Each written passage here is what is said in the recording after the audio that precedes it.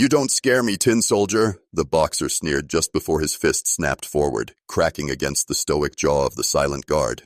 The crowd at Arlington National Cemetery gasped. A child screamed. Time seemed to stop.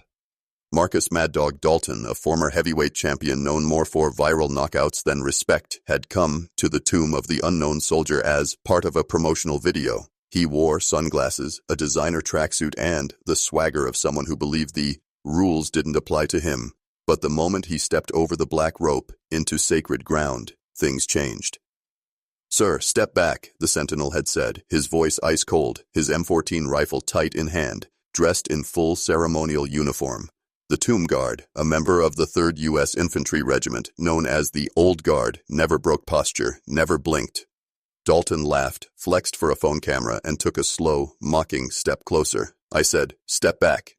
The sentinel warned again, a whisper more forceful now. His white gloves never moved, his posture remained perfect, but Dalton grinned wide, turned to the camera crew filming his bad boy image, and swung. The punch landed, but the soldier didn't fall. The crowd gasped. Even the boxer looked surprised.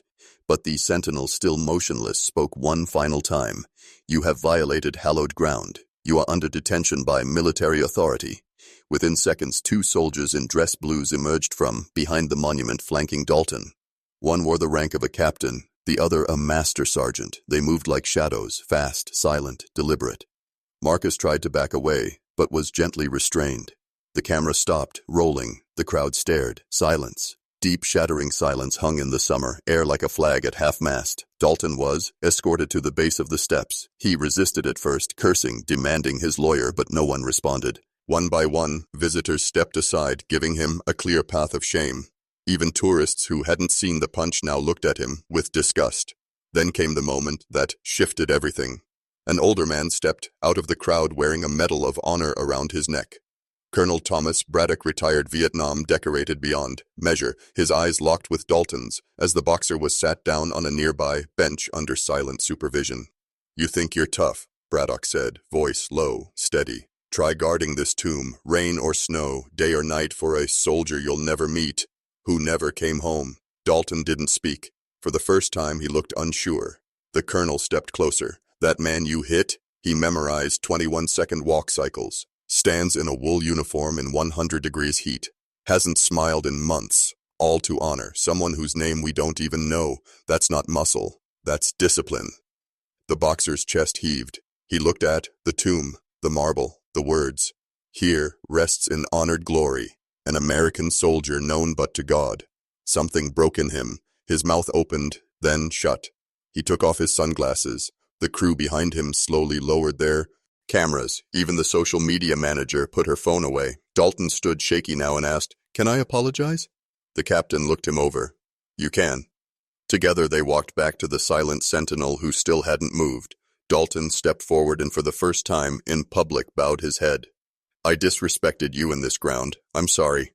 The sentinel didn't nod, didn't flinch, but another soldier behind him did. A slight gesture, enough. Then without ceremony, Dalton stepped back behind the rope. As he turned to leave, someone clapped, then another, then the whole crowd. A slow rising applause, not for the man he had been, but the man he had just become. Backstory filled the silence. Marcus Dalton had been raised in a broken home, fought for everything.